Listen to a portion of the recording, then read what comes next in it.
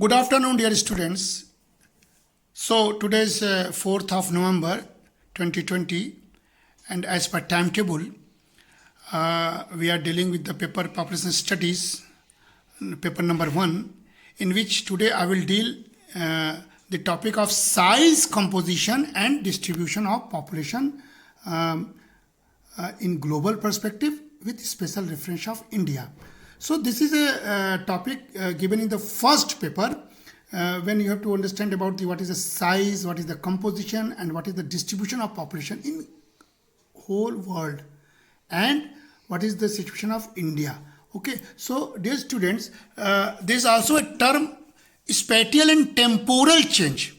So let us start with what do you mean by spatial and temporal. So spatial refers to space and temporal refers to time. We all know this. And spatiotemporal or spatial temporal is used in data analysis, which data is collected across both space and time.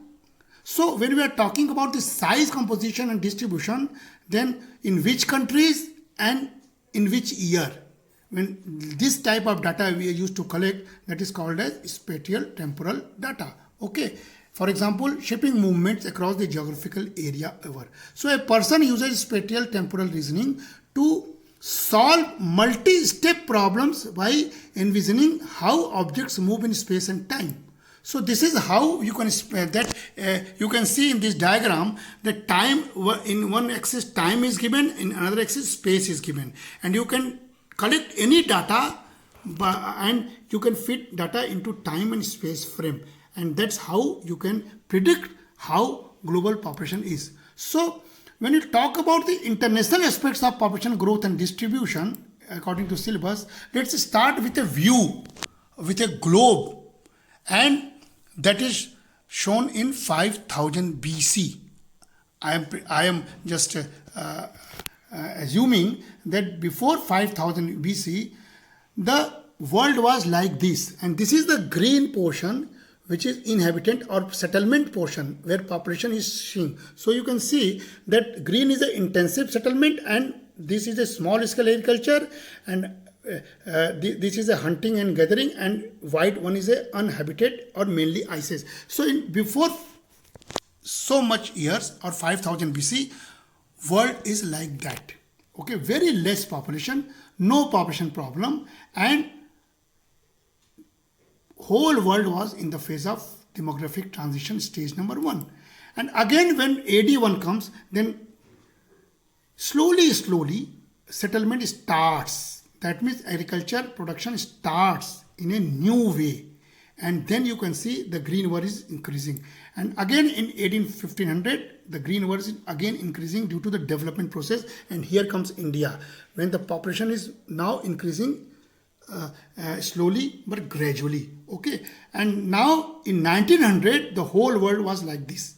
Okay, so viewing the global spatial geographical diagram, you can see how population was increasing by the verge of development, or you can see with the sake of development how population was increasing in the global diagram.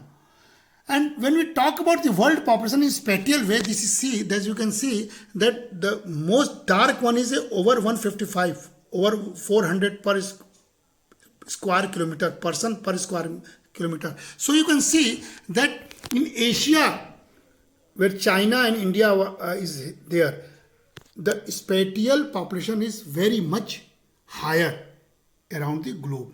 So you can also suggest that world population spatial diagram, China and India is dominating the world in context of population. And then comes North America and South America and little bit of Europe and Africa. Okay.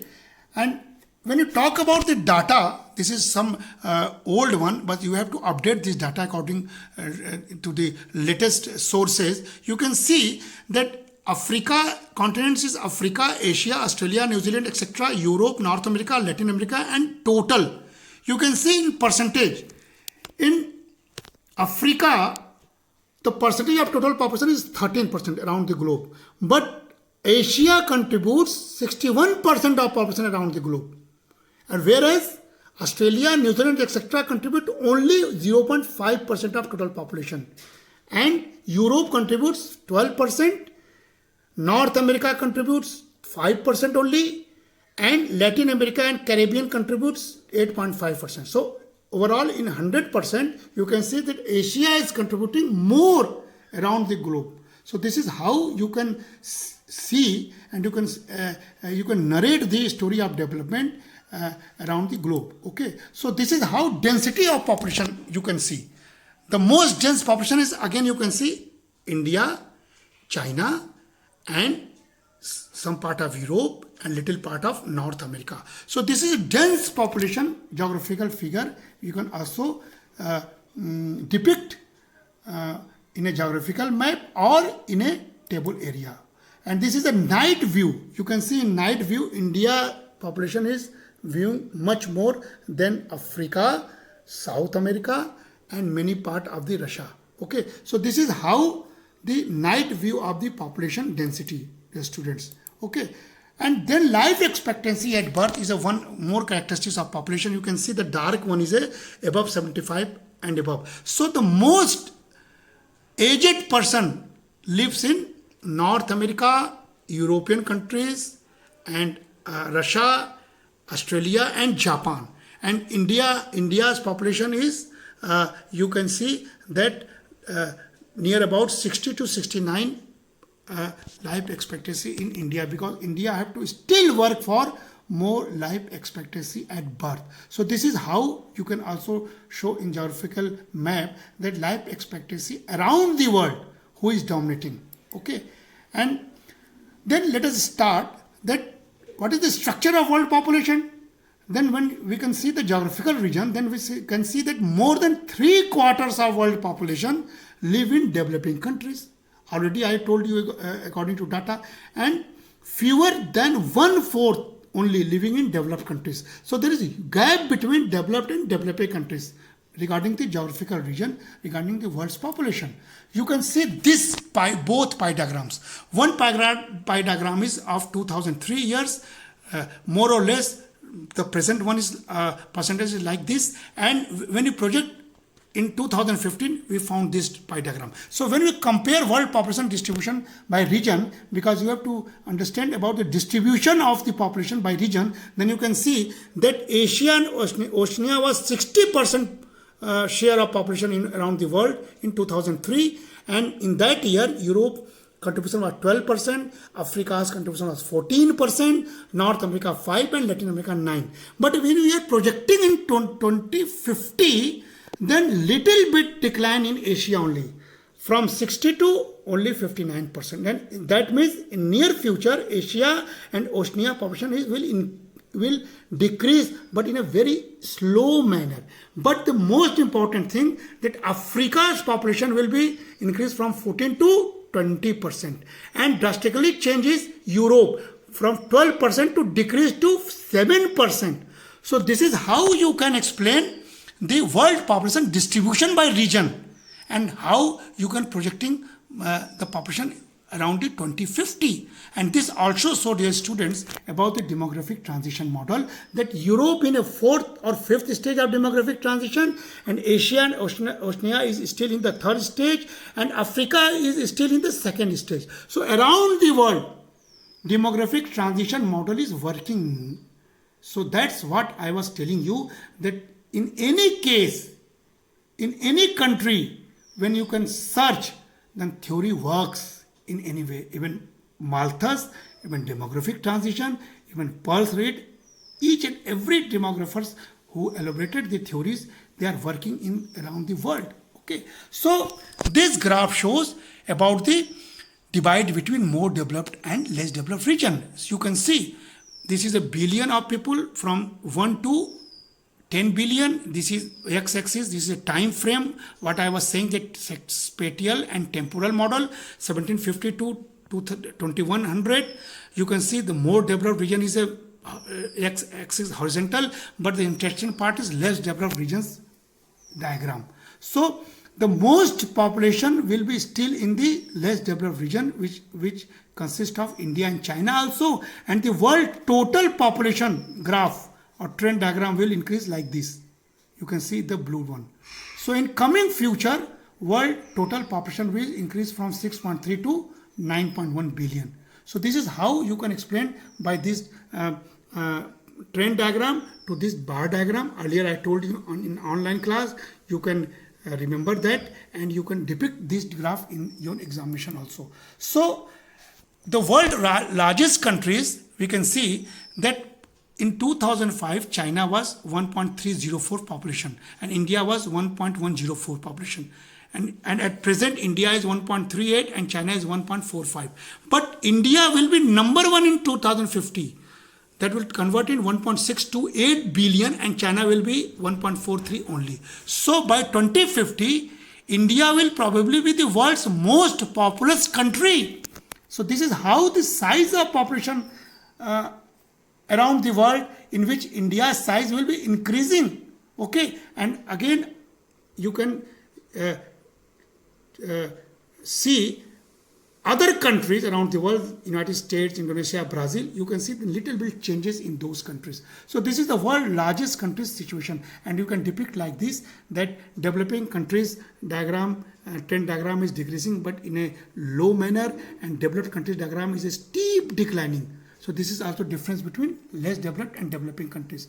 And this is a fertility rates. You can see 1950 and 2006 data in Africa's fertility rate, North America fertility rates, Latin America fertility rates, and Europe and Asia fertility rates. You can see in Asia, 1950 fertility rate was high, which less up to like this 2.3. But most fertility rate is still in African countries. In 1960, the figure was near about 6.8, and it will decrease only up to 5.2.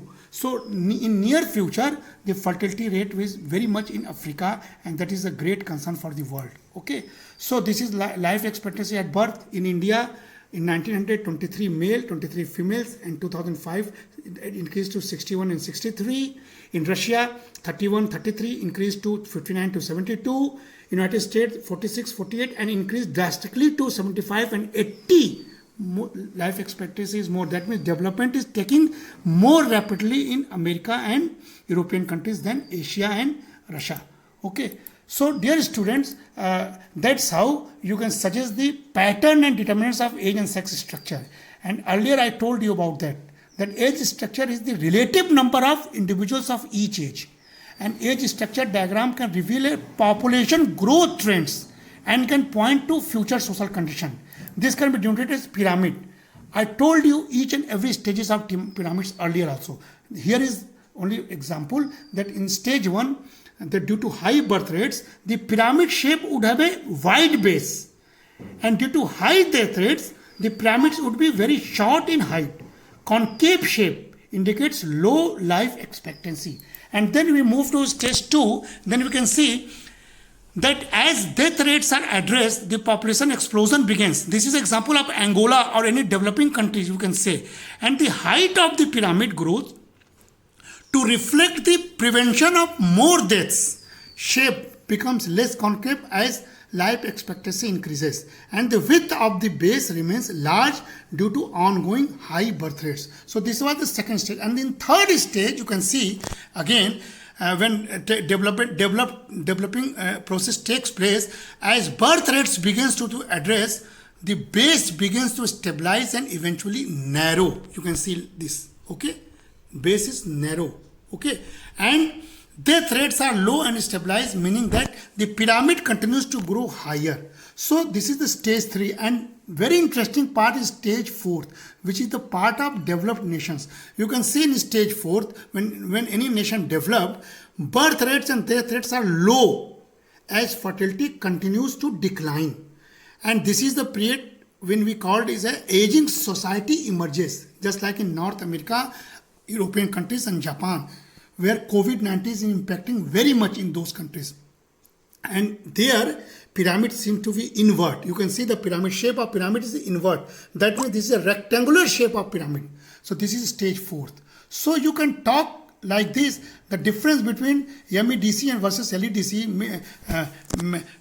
developed countries versus low developed countries. You can see that in developed countries, the death rate and birth rates in one state very steeply decline in developed countries, and in developing countries that takes some time. Then you can see that this is the round one, which denotes that quick transition to the phase 3 from the explosion of phase 2 in demographic transition. And in developing nation, you can see that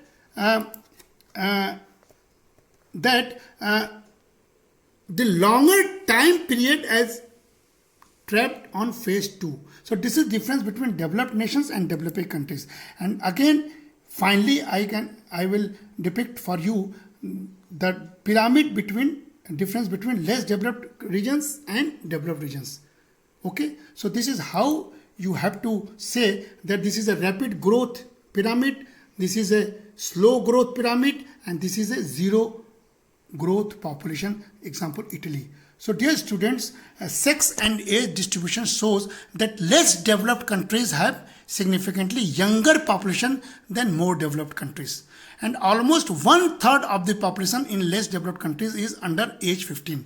In contrast, less than 1/5 of the population in more developed countries is under 15.